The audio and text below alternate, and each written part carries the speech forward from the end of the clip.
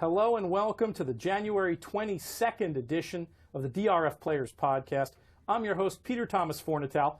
We're going to be doing something a little bit different today. Throughout the show, as usual, I will be joined on my left here by Mike Hogan, a.k.a. at DRF Formulator.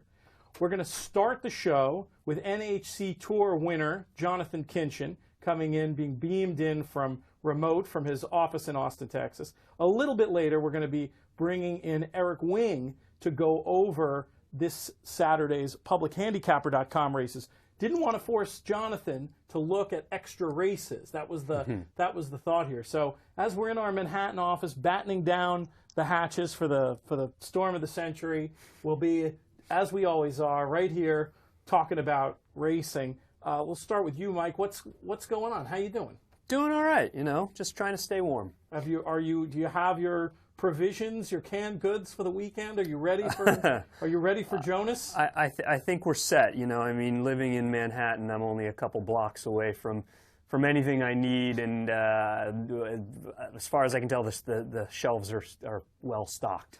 Jonathon, how about you? What do you make of all this Northeast snowstorm hysteria? Do you just look on at us with a little bit of a wink and say this is why you're supposed to live in Texas, or what?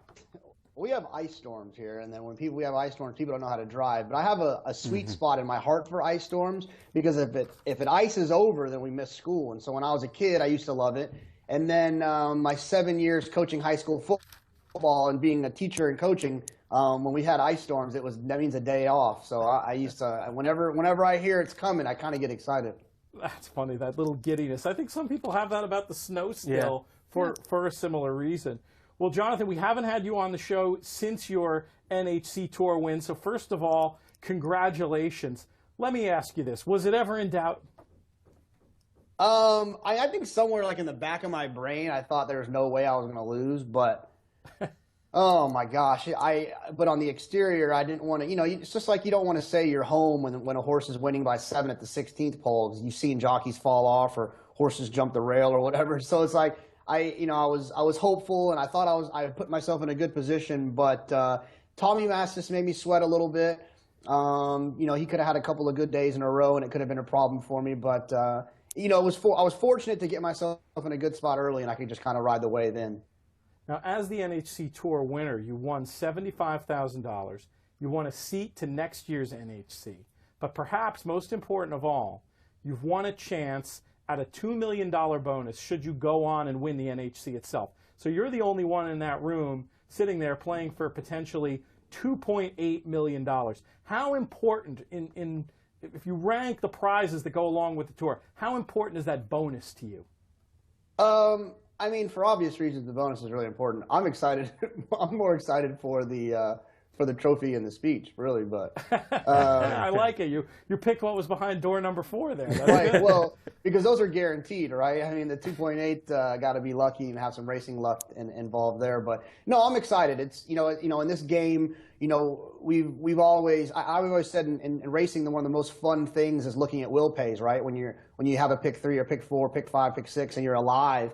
And you're alive to that pay leg, and you get to log on or look at the screen and see what it is you're actually going to win if this horse comes in. It's kind of that feeling, I've got this $2.8 million will pay if I can get this 200, 300 to 1 shot home. And although it's 300 to 1, that happens sometimes, and there's a chance. And so being alive to a big score like this is really exciting, and I'm looking forward to it.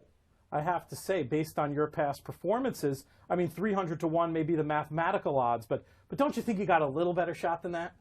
No, I joked because I think like the sports book, I'm like 60 to 1. But if you're in Vegas, I would parlay me with the New England Patriots win the Super Bowl. But I joke that at 60 to 1, it's like I think it's more like 300 to 1. And I don't mean this in a disrespectful way, but I think half the room doesn't have a chance, right? Because they were just at their local track and they just kind of showed up and they don't really know what to expect, and it's a very overwhelming experience.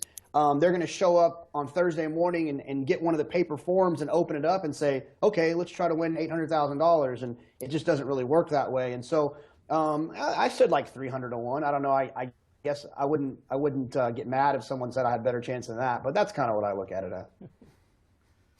dive in with your question, Mike. Well, I had a couple questions for you, Jonathan. You know, this is your second NHC after a very successful first NHC with 2 top 10 finishes.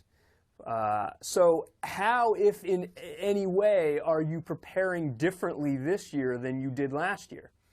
Well, the biggest difference is I didn't know at DRF Formulator last year when I showed up to the NHC. And this year, I know who the human DRF being or the Formulator. program? What are we talking about here? Yeah, no, I didn't know I didn't know Mike. So, I'm doing it a little bit different. Well, there's one thing I think that's significantly different is that because there's Thursday racing this time, there's an opportunity to kind of get some of the PPs a little bit earlier. The other issue is my only day of like real excitement in the past on Friday racing was the Kentucky Oaks. And I know the Kentucky Oaks their card draws on Tuesday. So last year I was thinking that every track in America draws on Tuesday for Friday racing. And little did I know that Fairgrounds, or maybe not Fairgrounds, but all the other racetracks had already drawn on Saturday. So there's 2 days of dead nothing where I didn't get anything accomplished. I'm a little bit more in tune this year. Fairgrounds for Thursday is done. I'm halfway done with Fairgrounds for Friday. Oaklawn will be out today. I'll knock that out. And then there's 4 tracks that are going to be drawn for Thursday tomorrow. So my plan is when I get on the plane on Tuesday, I'm going to have Thursday completely finished. And then I can work on Wednesday and Thursday on Friday. And then Saturday, of course, is a little bit trickier because it's kind of a half-day situation in the final table and all that stuff. So my biggest difference is I think understanding what is necessary for preparation. Because last year, I was fortunate, but I didn't even look at Golden Gate. I didn't even open it except for the mandatory. And the same was said for New York. I kind of hoped that my friend Nick Tamaro would hook me up with some ideas, and then it canceled. I didn't have to bother him. So just trying to be prepared this time, and I think I have a better idea what it's going to take to be prepared. In addition to your paper handicapping, from what I understand, you've done a little bit of extra legwork to prepare for these 3 very testing days of racing. What are you comfortable sharing about what you've done differently to prepare this year, perhaps with an eye towards winning that $2 million bonus? Oh yeah, and I don't mind sharing because it's so crazy that there's no one else that's willing to do it.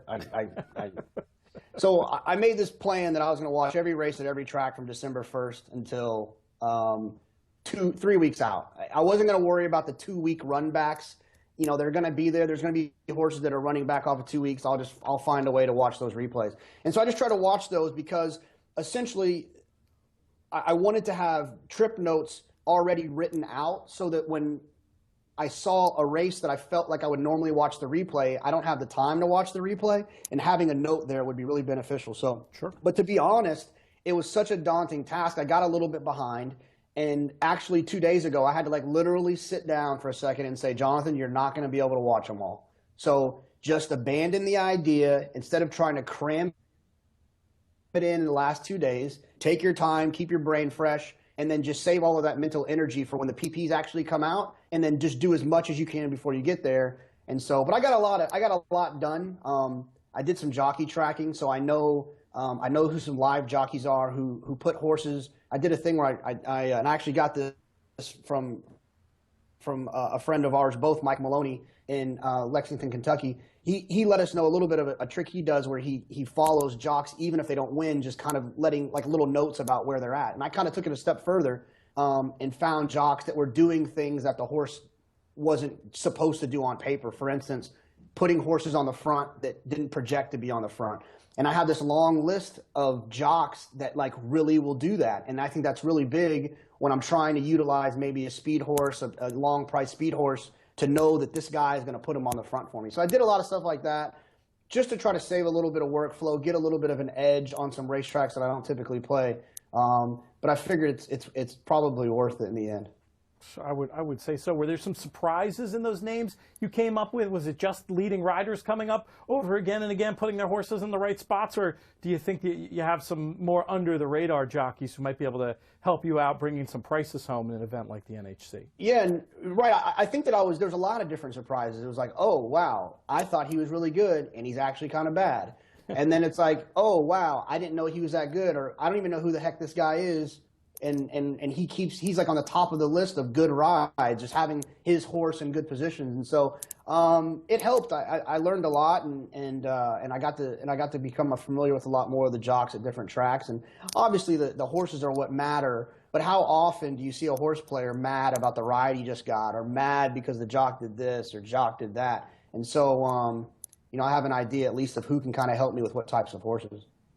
Yeah, it's funny. That's one of my things that I say over and over again is I, at least on Twitter, I never see anybody say, boy, I really mishandicapped that race. Instead, it's, boy, the jockey didn't do what he should have done. Right. No, and it happens. There's times where that happens but I think more of it is like you have an idea of what that horse is supposed to do, and the jock has a different idea. Maybe the connections have a different idea. That was his instructions, but Still, if you're looking at a series of races like you are, you're bound to find some interesting information in an exercise like that. Right, and that leads me to the other question I had for you, Jonathon, which is, with all the tracks that you get to choose from, are there ones in particular that you're going to focus on more heavily than others in the optionals, or are you just going to wait and see what comes your way after you handicap? Yeah, no, I'll wait and see. What I do know for sure is that I am caught up with Santa Anita. I've watched every race at Santa Anita and have done intense trip work at Santa Anita and also at Los Al. So when it comes to the races at Santa Anita, I'll be able to get through those pretty quick on which ones I want to use or which ones I want to focus on and which ones I know are tosses because the favorite's going to win for sure. So I should be able to kind of blast through that and get an idea of what I want to do, and then I'll work backwards from there, fill it in with the other tracks. The difference is that I plan to be able to play every track this year rather than last year when I didn't have that opportunity because I wasn't prepared. So let me ask you this. Last year, if you went downstairs at Treasure Island at 6 a.m. on the contest days, there were two things you were guaranteed to see. One was John O'Neill, the eventual winner, headed to the gym to do his NHC workout, get up on the treadmill, get the work flowing. The other was you alone in the ballroom, hanging out with the staff and with your headphones on and doing your work. Are you enough ahead that you don't anticipate having to be down there so early this year, or are you going to keep that part of your winning routine from 2015? Well, look, I mean, I was setting my alarm for 3:45, and then looking at Instagram for 15 minutes before I actually came downstairs. And so if I can, I would like to be in a position where that's not necessary. Maybe I can come down there at 6 or whatever. That was more of a need than this is what I like to do, I'm hoping I'm ahead, but I have no problem going down there if I need to. I mean, I'll do it if I have to. I've been working 12-hour days, 100% focused on this, at least 12-hour days since I got back from the Eclipse Awards. And I was doing it even before that. And so I'm going to do whatever I can do to make sure that I feel prepared. It's Saturday when it's over, I just want to feel like, okay, you got beat or you won, but you did everything you were supposed to do. You didn't cut any corners. You did all the work. And then I think I'll be able to sleep a little bit better knowing that. That's fantastic. One more quick one, which I think I already know the answer to, but it'll make a good quote for my article, and then we'll let you go and get back to work. The top 20 contest, the top 20 players, of course, playing for an extra $25,000, and for you potentially a second seat in next year's NHC. Are you thinking about that at all? No, not at all. I mean, I know I'm not trying to say that I don't want $20,000, but it's just at the moment you start worrying about that, you're conceding that you're not going to win the whole thing. And so when the time is right, then I'll start thinking about that. But if I'm thinking about that, then I'm probably not thinking about winning $2.8 million, right? So hasn't even crossed my mind. I plan on playing a lot next year. And so I would like to think that based on the year I had this year, that somewhere along the line I could sneak out another NHC seat next year. So no, not even a little bit on my mind. I love it. All right, Jonathon, we're going to let you go. Best of luck out there in Vegas. We look forward to hanging out with you. I'll be covering your exploits via DRF Live. Folks can follow Jonathon on Twitter. Don't know how much you'll be tweeting out there, but at @UTBigHair, or you can follow me at @LoomsBoldly, and I will point you hopefully in the direction of a lot of excellent NHC coverage, including Jonathon's quest for $2.8 million, and also frequent reports on how Eric Wing looks in his tuxedo. Thanks, guys. Thanks, Jonathan. Cheers, Good luck. buddy. All right, we're going to transition a little bit here. We've now got Eric Wing in the picture. Eric, I think your mic is live. Testing 1, 2, 3. I think that's Bombing begins in 5 minutes. Old 80s joke there. I love a good Ronald Reagan joke bomb, on the. bomb, Iran. We haven't. That's the other one. We haven't had a lot of Ronald Reagan humor on the podcast yet, but there's a first time for everything. Yeah. So I think we're gonna, in a minute here, we have a little Easter egg for the folks who are watching on YouTube. We'll get to that in a minute. Before we do, how is your 2016 going so far, handicapping wise? You've been playing actively? Absolutely not.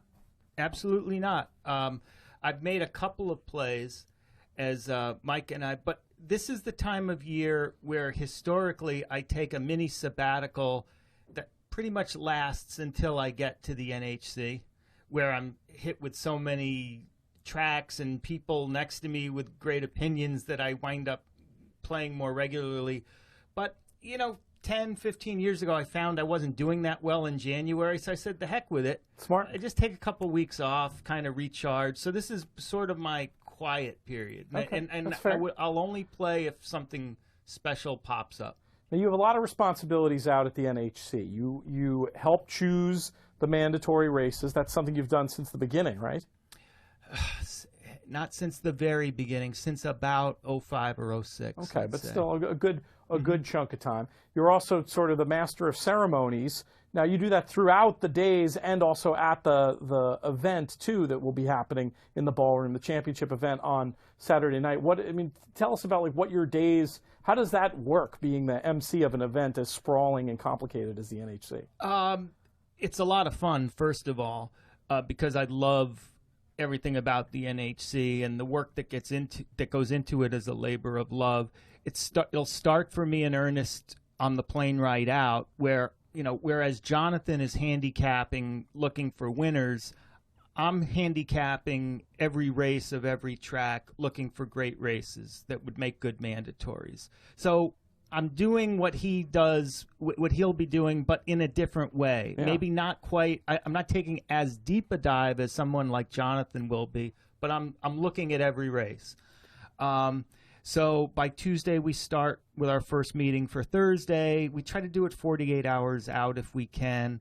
Thursday is perhaps my toughest day because it's a mandatory race selection meeting that I have to be ready for, combined with a day of emceeing. Is there any prep that goes into the emceeing, or you just Not really. You do it on the fly and you're telling people when the mandatories are and just basically keeping the show moving? Keeping the show moving and trying to stay out of the way. Kind of like you as a host, you want to advance the conversation without dominating it. I know from having played, the last thing a player needs, with all the hubbub and the 8 signals being piped in and 500 people in a ballroom, is to have an overly chatty guy on the microphone. Yeah, I've been to contests like that, and they're not. Those folks aren't popular. Right, and so the key is to say what needs to be said and leave it at that. I'll pipe up more as we get closer to a mandatory, because the last thing I want is anybody to miss a mandatory race, which does and will again happen. Absolutely. I mean, there's the famous story about Steve Wolfson Jr., the year he won, maybe that was 2003, would have missed the mandatory, would have been disqualified had not someone at the table, I don't know if it was Paul Sherman or somebody else in that little crew, being like, buddy, 1 minute, you better go get your play in. So that can absolutely happen. So that's got to be a valuable role you can play. And it's also happened, the converse of that has also happened, Peter, whereby I know it was at MGM Grand, I think in year 2, where a gentleman finished second and would have won, except he played too many races. Oh. And I don't even know that story. I'll have to dig into that one. Out of fairness, by chronology, his 16th pick had to be eliminated. So that one came off. It didn't cost him first, excuse me. It cost him second. He wound up third, it cost him second. But that's an equally tough mistake to make. So that's part of your job, making sure these things don't happen. All right, let's get to this little Easter egg. And it has to do with your hat, Eric, which is going to require some explanation because it apparently comes from an alternative universe. We've got it collector's edition. We've got it zoomed in there for those listening on iTunes or SoundCloud or downloading directly from DRF.com. I will read the text. Charismatic 1999 Triple Crown champion. Right? Or 99. Okay. Triple Crown champion. And on the side, there's an NTRA logo, which I imagine ties into how this hat came into your possession. But and of course, a Visa logo. Visa, right? Carl Pascarella and the gang. They sponsored, they put up, what, $5 million? Yeah. Well, they got insurance for $5 million had that event occurred, I should say. But so what's the story? In the Belmont Stakes 1999 that I remember, Charismatic did not win. In fact, very dramatic circumstances. Chris Antley heroically, perhaps, saving his life after that breakdown inside the 16th pole. But so where does this hat come from? Well, you know, it doesn't. Most of our listeners and viewers probably have already figured it out. But in the same vein, Peter, that as soon as the final buzzer sounds and the Golden State Warriors are NBA champions, out comes 50 hats, you know, and Golden State Warriors. NBA they don't print them on the spot. Is that what you're telling me? I thought the Oracle Center or whatever, they had the ability to do this with the hat machine. And I'll have you know, Peter, furthermore, in my closet at home, I have not only this Charismatic 1999 Triple Crown champion, I also have a Smarty Jones 2004 Triple Crown that's champion. Amazing. Now, do you have an American Pharaoh one to go with them? I don't. Real question. The one, the damn horse that wins, I don't have the hat. You could bust that out right on the spot, and To you'd me, be the man. That's not as special. I mean, everybody's got those hats now. That's amazing. Those hats have no kitsch value to me. Let me explain. Explain this to me, and then we'll dive into these races, which we'll go through very quickly because we spent so much time messing around today. But I don't think people really mind. That's okay. What is meant to happen to a hat like the one on your head? And did you have to do anything special to get it in your possession? No, I didn't. And I don't know what happens to them. The urban legend is they get shipped out to, you know, Indonesia or something to underprivileged people who need ball caps or, you know, homeless shelters, whatnot. There's a bunch of them made up in advance. I'm sure that was the case, you know, with Funny Side and War Emblem. I don't have those hats, darn it.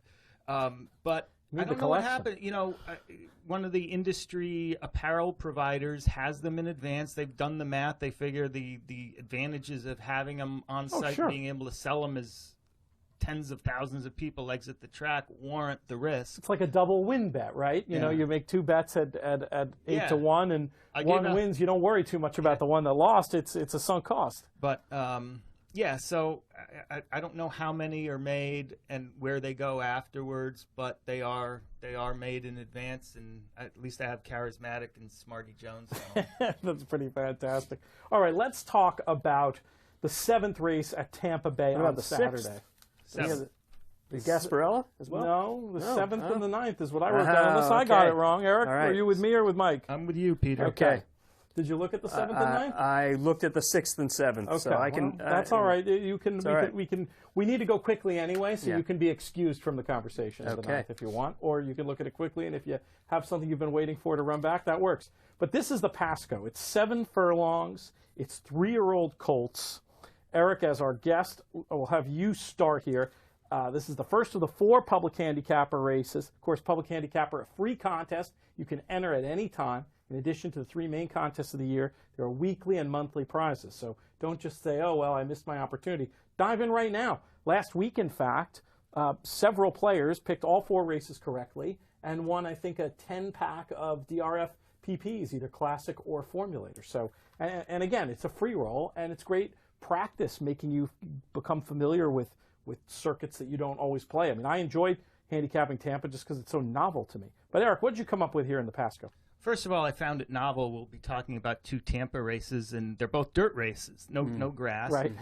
Secondly, I found it novel. I saw a tweet somewhere this week saying the only graded stakes between now and the NHC, there's only one graded stakes between now and the NHC, which I presume is the Santa Monica, which we'll be talking about later.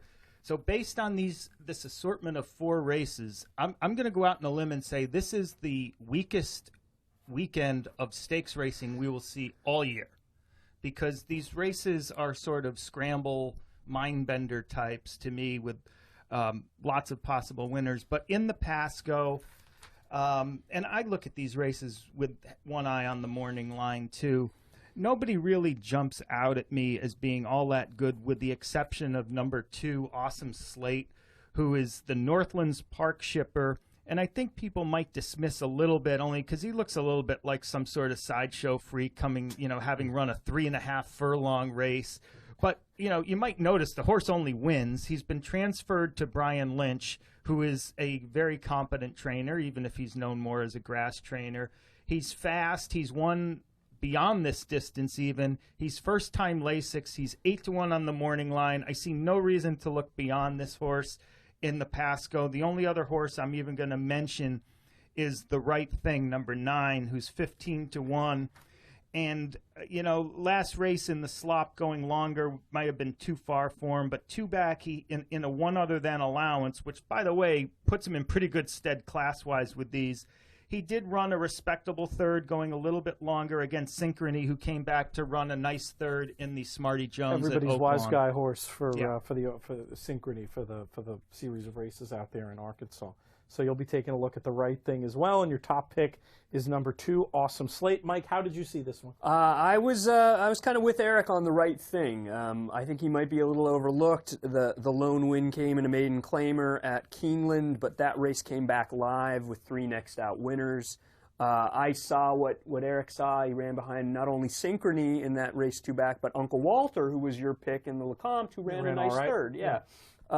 And that race where you said he might not have liked the slop, Eric, or maybe may have been too long for him at Churchill. The winner of that race was Conquest Big E, who is, tried the Breeders' Cup Juvenile off of his maiden win and is supposed to be a good horse. Is a wise guy pick for a lot of folks in the Derby Future Bet. So class-wise, he may arguably have been running against the best horses of anybody in this field, and low-profile connections might mean we get close to that 15-1. I was going to go a little bit of a different way here with a horse who might get bet to the point where it makes him kind of tricky, but I'm going to take a shot. It's a little bit of a trainer play, and I'm talking about number 6, Hand of Power. Ian Wilkes, a trainer who is known, like his mentor Carl Nafsker was, for bringing horses along slowly. And you can really see that in Hand of Power's PP with the sort of 2 out for a spin races and then the big run at Churchill.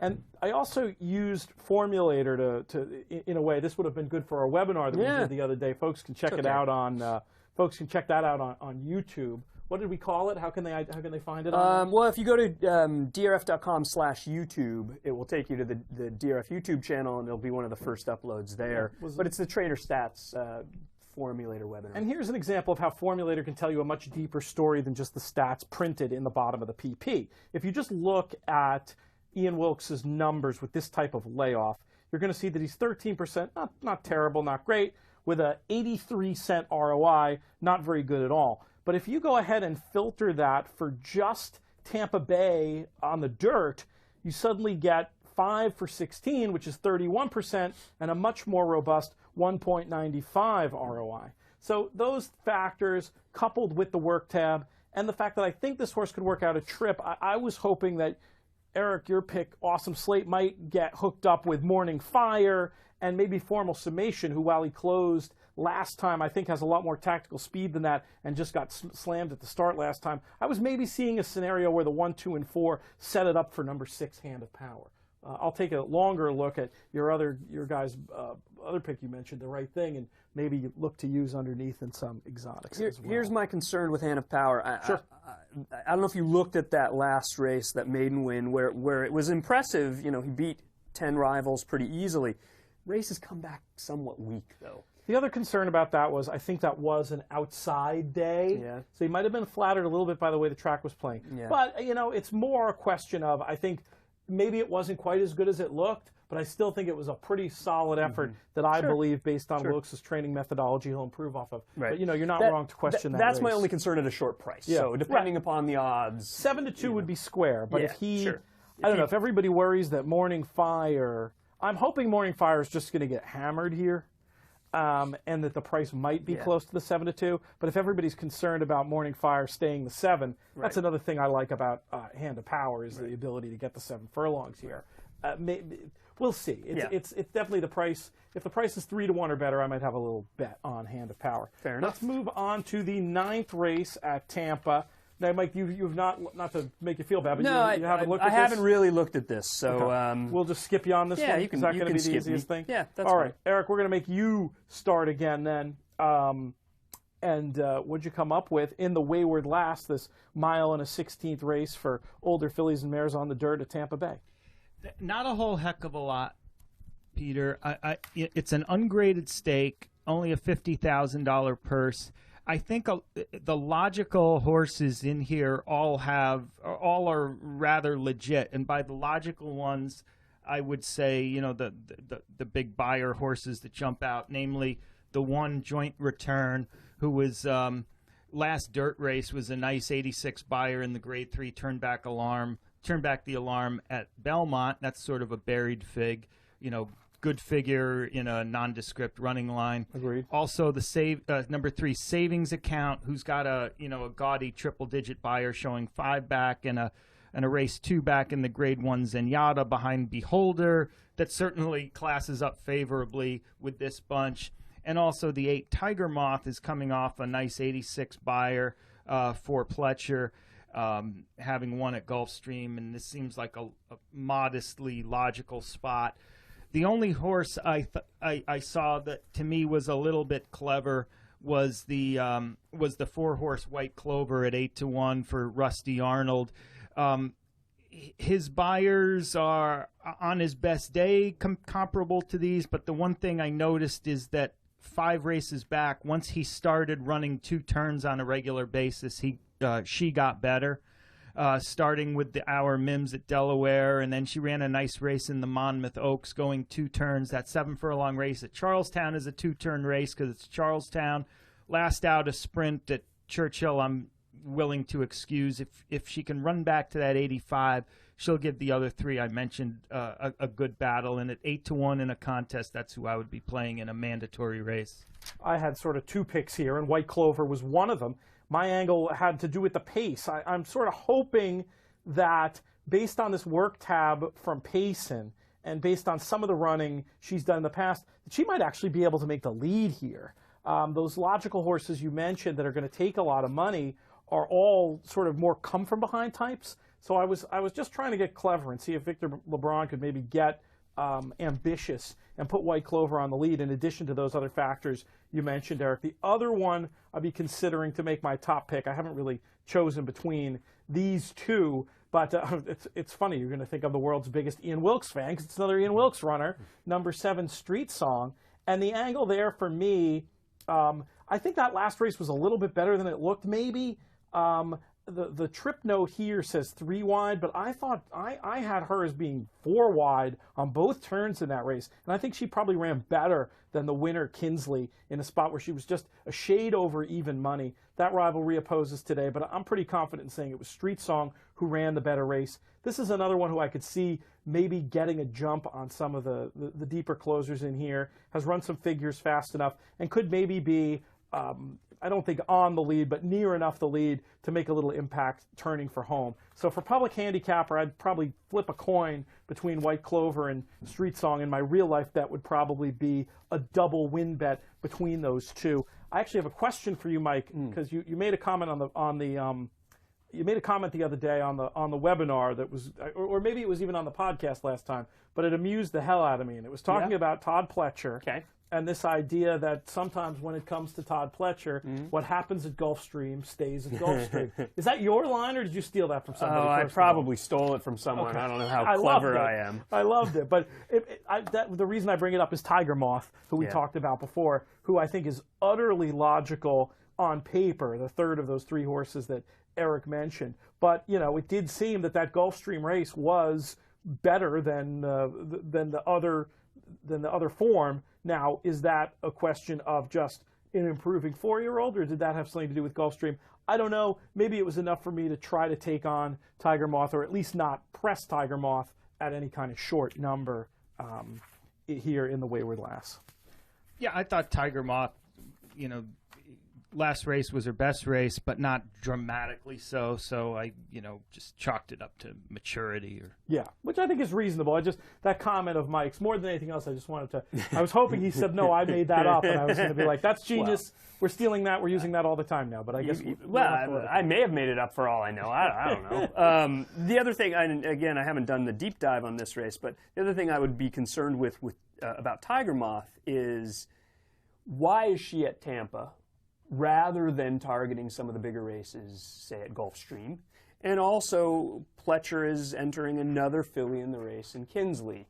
So if she's a monster, is he going to want to... well, she's certainly no monster, but maybe she's good enough to win a $100,000 stake at Tampa. Fair enough, but and maybe he's shooting realistically, but he's not one that is shy at taking a shot. Liam's map in the Breeders' Cup aside. 2 words, Mike. Black type. Black type, also very important, important potential consideration, especially when you look at fillies and how they're spotted. That's absolutely right. You can get a third in this race, and that looks good on a catalog page in the next career as a broodmare.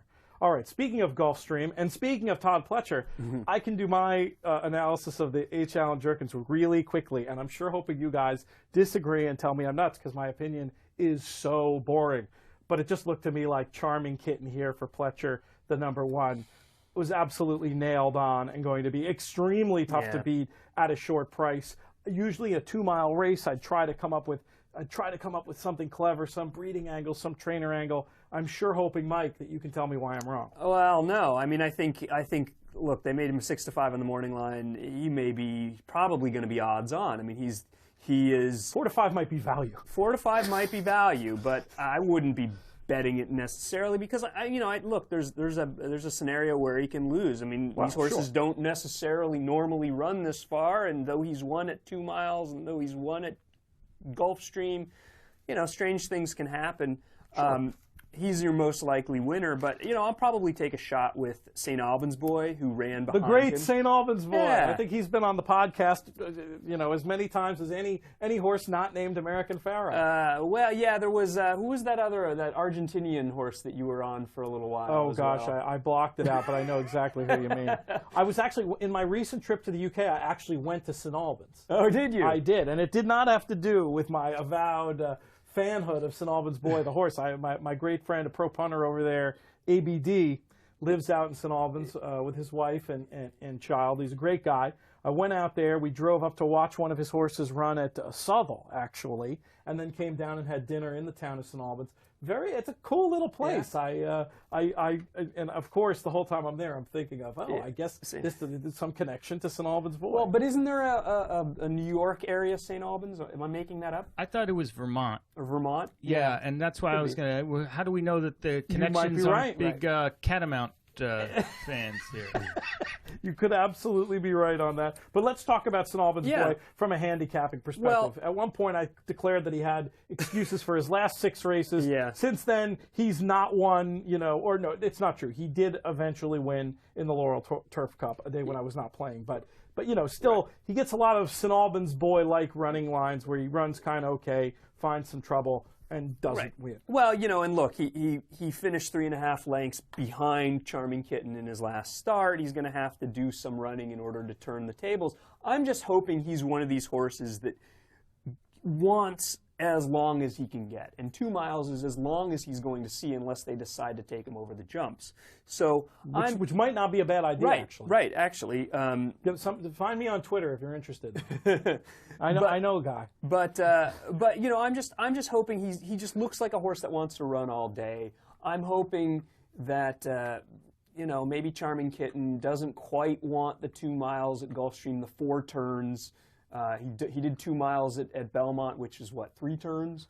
So I'm just hoping, in price, is probably going to be better, 7-2, maybe even a little higher if Charming Kitten gets bet heavily. Why not?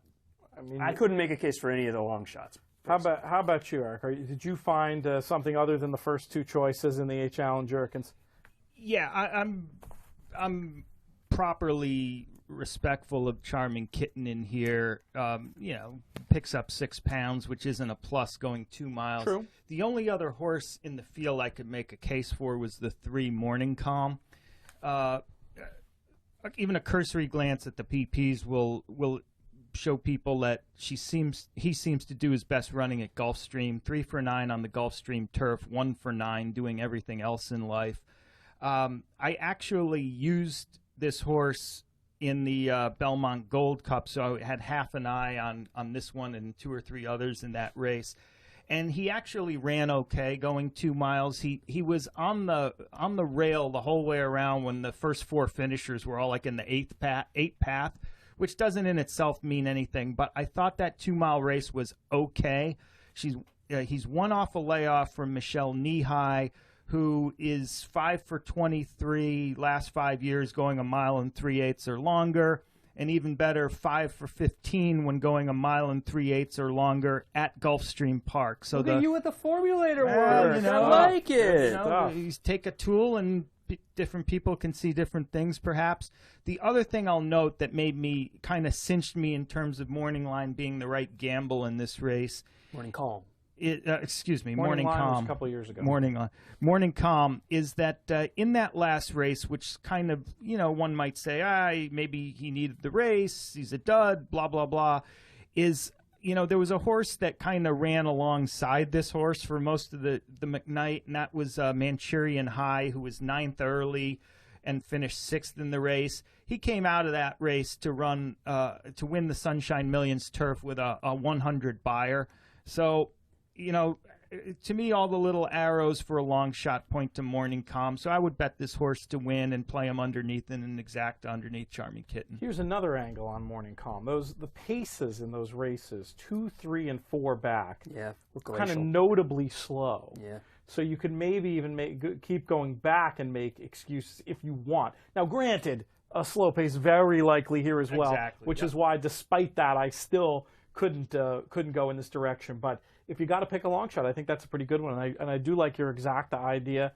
Maybe throw a Charming Kitten all Morning Calm try in there for $1 as well. No love for the third short price on the Morning Line, Rochadoro. Rochadoro. Rochadoro. We got to work on your Italian pronunciation. Is relatively weak. That's not going to go, but no, it's all right. No love there.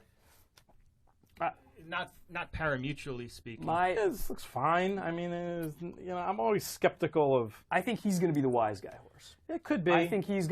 I think, and I did a little formulator work on this horse to see Albertrani with Javier, and what I found is they don't win more often than Albertrani regularly, but Javier drives down the price of almost every one of Albertrani's runners. They're. Of course. They're like 13%. The ROI just goes way down, and the ones that don't win are 3-1, 2-1. When you get the deserving Eclipse Award-winning jockey, people are going to notice that. This horse was 20-1 last start, 4-1 when he missed by a neck, 19-1 in his first start in the U.S. I'm thinking he's going to be the second choice. I'm thinking he's going to be 3-1, 5-2. Which is why I might get a little more than the 7-2 on St. Albans. That seems like a very fair assessment, a fair guess at the prices. If you're playing the race individually, of course, you get the benefit. Unlike folks in public handicap or other tournaments where you have to put your picks in early, you can actually look at the board and make these assessments in real time. I had nothing against Rochadoro. No. I was skeptical of the overseas form in Italian racing, sort of notably in a state of disrepair. And the local form, I just wasn't seeing enough. But certainly a horse.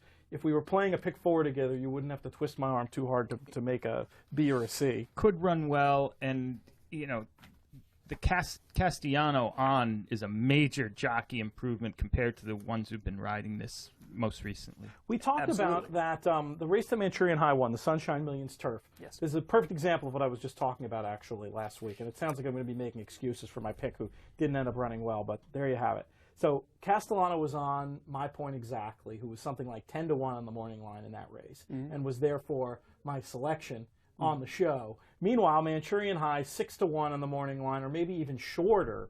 I think it was about 6. Yeah. When My Point Exactly is 4-1. And the other, I think there was another good closer in that race who didn't draw in. suddenly, and Manchurian High goes up to 7-1. I mean, right. I'm not claiming we had the winner on the show because we didn't. We did. I did. Oh, you gave it. Oh, perfect. Good. Yeah. I guess what I'm saying is I'm not claiming I had it because I certainly didn't. But to me, that's the clear bet. Yeah. Well, and on the podcast, I said, look, isn't Reporting Star your favorite? And then when they're betting fundamental at 3 to 5, Even money. 4 to 5, Yeah, went off at 11 to 10. Yeah. Talk about a crazy over bet favorite. Floated up to get to that because it was 3 to 5 and 4 to 5 for much of the wagering. Sure. Well, that's if you're gonna bet a shorty, that's how you're gonna usually do it. But boy, try to put people off. I mean, that is that was crazy. I mean, look, he could have won, but he would have had to improve. And in his first start against older horses, that was a. And, I just looked at it and said, boy, the two most likely winners here are Reporting Star and Manchurian High. So pod listeners did well last week between your giving out, a $16 horse, and Mary gave out that, what was it, a $30 exacta, the Tom exacta. The Tom exacta. She also had the other winner in the Street of Gold, who was the favorite, but still, Still, no, it was a good week to listen. Hopefully, we will be at least pointing you in a halfway decent direction this week. And on DRF Live or on DRF Game Plan, Mary gave out Discreetness, the winner of the Smarty Jones, who was a very nice price. She's good with these 3-year-olds. We'll have her back. She passed the audition. Yeah. All right, let's move on to the Santa Monica Grade 2 at Santa Anita, 7-furlong race for older fillies and mares. Mike, you're going to start this time. Who did you come up with in the Santa Monica? If you listened to the webinar yesterday, you know where I'm going here. And Pete, this mare... I'm right with you if you're a long-time listener of the podcast as well. There's a horse in here for Jerry Hollendorfer, Terrace Tango. Made her first start off of a bit of a layoff where she was coming out of the cotillion and cutting back from 3 consecutive 2-turn races to a 6.5-furlong start at Santa Anita in the Kalukan Queen.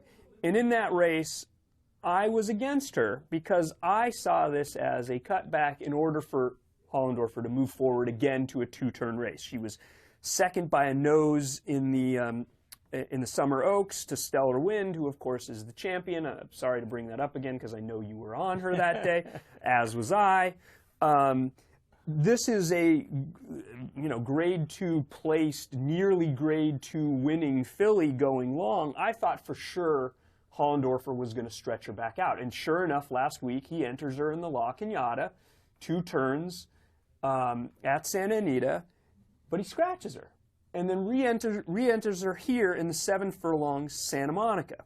So clearly he was either thinking, oh boy, I'm scared of the rivals there, or let's keep her sprinting. I'm hoping it's the latter.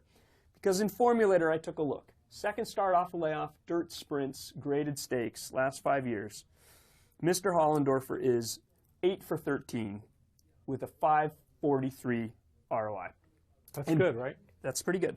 Small sample, but it's a pretty clear one. It's the kind of small sample that I'm inclined to let at least give me a little bit of a push in a direction. Better yet, Southern California, 7 for 9, all 9 in the money, 7.37 ROI, and better yet, 8 different horses in those 9 starts. So it's not like he's all doing it with his one best star. Right. Now, I'm with you on Terrace Tango. I think she's really good. I think there are excuses for the last 2. Didn't break last time. Right. And then the cotillion was just, I will excuse a horse based on too bad to be believed. Sure. When they just sort of never in contention running lines. Might not have liked the track. And then you go back to that SoCal form last year, and the contention is obvious. And maybe those last 2 dirty running lines mean that the 6-1 is something that we might actually see. Hope so. Yeah. My anti-play here, and maybe I'm crazy to do this, but I kind of want to play against the Jacobson horses in Southern California until they start winning.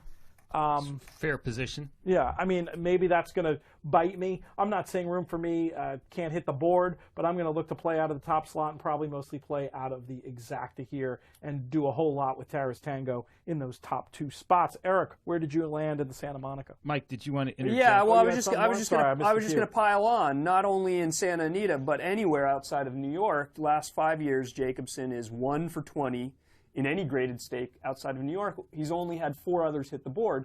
And I think most recently it was it Stallwalking Dude who was out of the money as your favorite at Gulfstream in a stakes race a couple weeks ago. So that's a nice little underline there. Yeah, I missed cueing you. That's okay.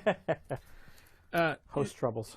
This race used to be a Grade 1, the Santa Monica. It got downgraded to a Grade 2, and based on what I see here, it's at risk of further downgrading in years. Fair. But I found that I could make a reasonably strong case against every single horse in the field. As opposed to like Charming Kitten. Whoa, you got to respect. Yeah. I don't like anybody in this race.